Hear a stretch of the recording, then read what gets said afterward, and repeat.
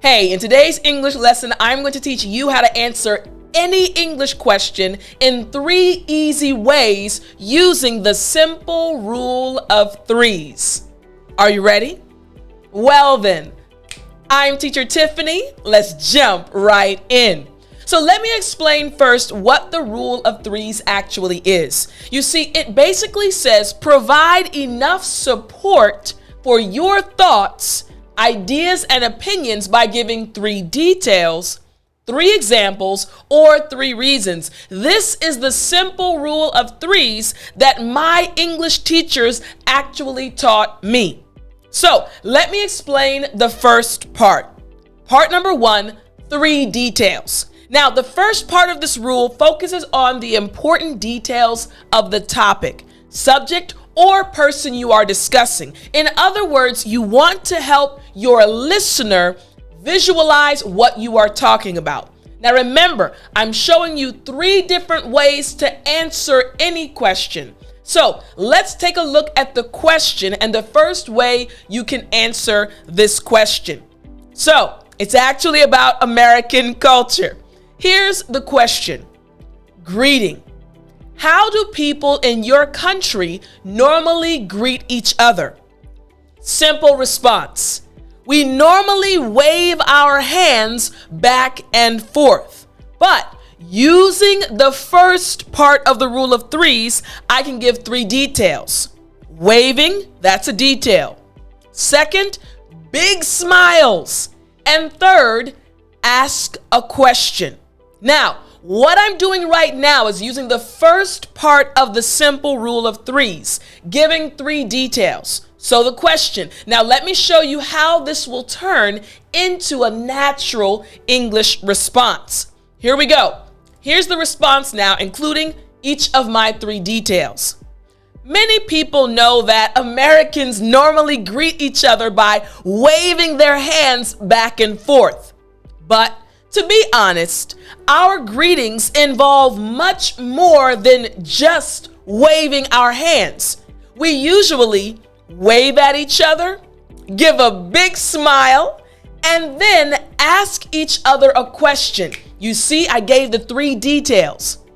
The questions can vary, but usually they are related to how the other person has been doing since we last saw them. Again, this is a fluent English response to the question about, hey, how do people usually greet each other in your country?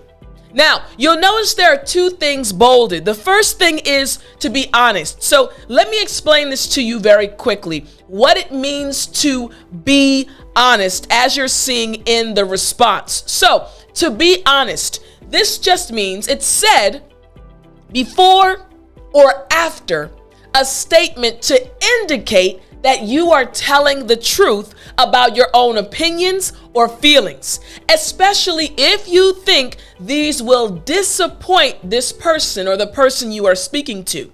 So right here, I said, but to be honest, our greetings involve much more than just waving hands. So I said to be honest because many people not living in America assume that this is all we do, just waving our hands.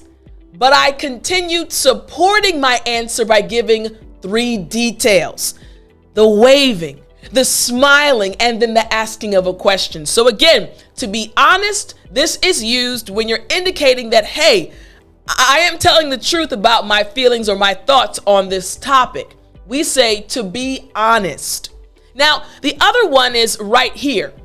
Very, V-A-R-Y. Now, this means to change in form, appearance, nature, substance, etc., or to alter or modify, or to make different from one another.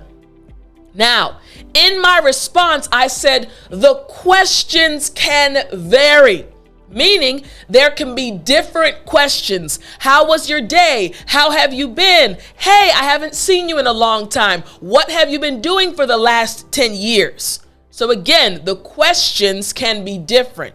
So for part 1, the question again, hey Tiff, in your country, how do people normally greet each other? I gave 3 details. We wave, we give big smiles, and then we ask a question. Now, that's the first way to answer the question. But what if we have the same question and we want to use part 2 of this simple rule of threes? So let's look at the exact same question and how to answer it in a different way. And remember, part 2 involves giving 3 examples. So the second part of this rule focuses on examples of the topic, subject, or person you are discussing. In other words, you want to help your listener understand more by giving them real life example situations. Remember, in part 1, we just gave 3 details. We didn't give any examples or example situations. We were using part 1. Now, part 2, how can we answer the same question with 3 examples? So, remember the question, the topic, greeting. How do people in your country normally greet each other? Response: we normally wave our hands back and forth. Now remember, this is the same response from the first part, right? But now the supports are going to be different. Instead of supporting details, we're going to give supporting examples. So watch this. Example number 1. Students greet their teacher during a virtual lecture. Example number 2. Friends greet each other during a video call. And example number 3. Friends greet another friend's parents. So now we have 3 examples to support our response. Remember, the simple rule of threes is all about supporting your response in 3 different ways. So, 3 examples. Now, what will our response look like to the exact same question? Here we go. Here's our response. In my country, people normally wave their hands back and forth when they greet each other. For example, students sometimes greet their teachers by waving their hands during a virtual lecture. My students do that as well after our class. You can also see friends waving to each other during video calls as they shoot the breeze at the mall. Finally, it is common to see friends waving their hands as they greet their other friends' parents. You see what happened? Same response. People normally wave to each other in my country. But now my support for the same response is in the form of examples. You can do the exact same thing to speak English fluently like a native English speaker. Now, I want to explain one thing to you. Shoot the breeze. Now, shoot the breeze just means to relax and or talk to someone about things that are not very serious or important. My friends and I, we were on the phone. Hey girl, what you doing? Nothing, I'm just sitting here looking at TV. What you doing? We're just shooting the breeze, relaxing and talking on the phone. Maybe you do the same thing with your friends. So in English, we say shoot the breeze.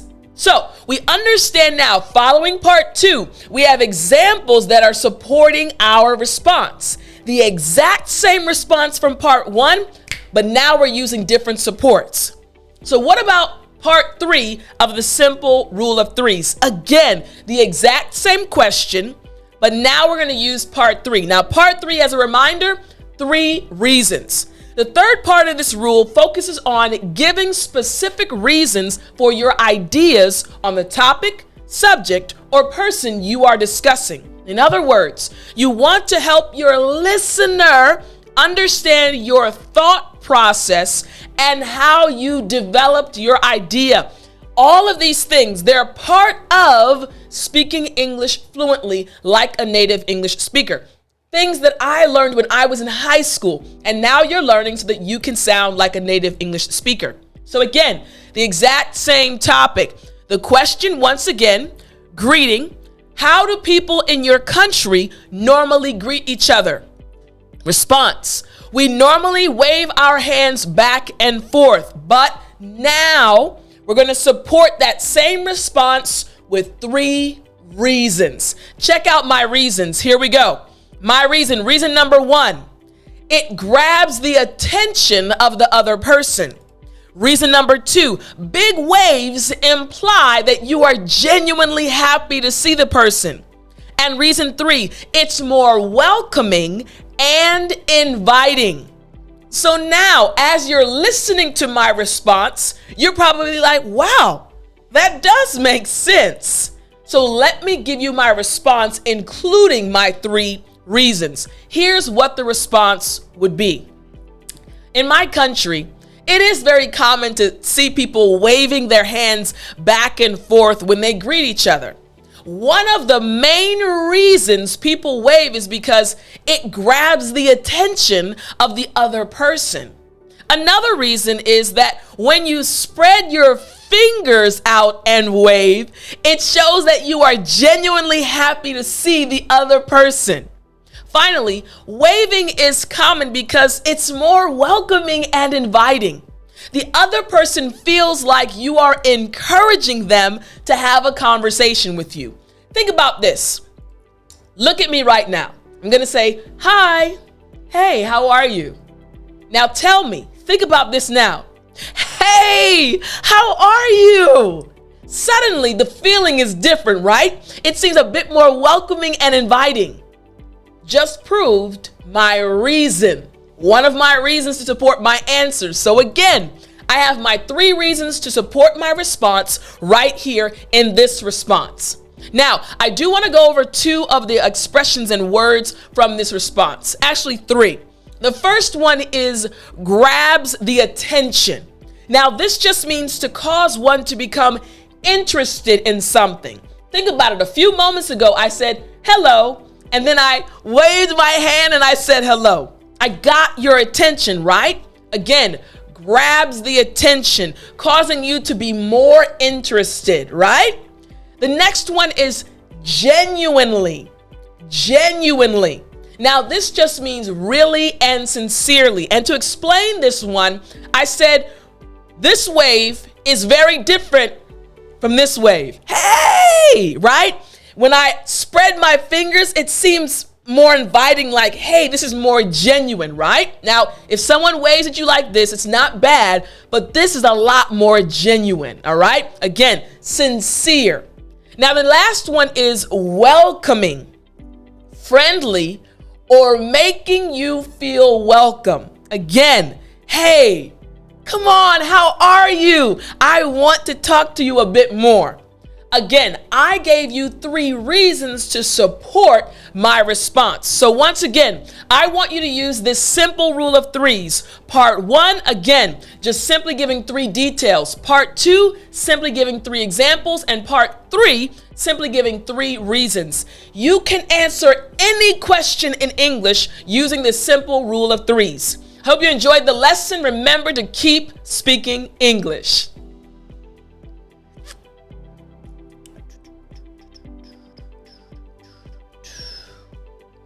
You still there? You know what time it is. Come on, sing it with me. It's story time. Hey, I said it's story time. All right. So for today's story, I want to tell you something that happened to me when I was in the 6th grade. My niece, one of my nieces, is actually in the 6th grade right now. And I was telling her this story a few weeks ago. So when I was in the 6th grade, my school classes started at, I think, 8 a.m.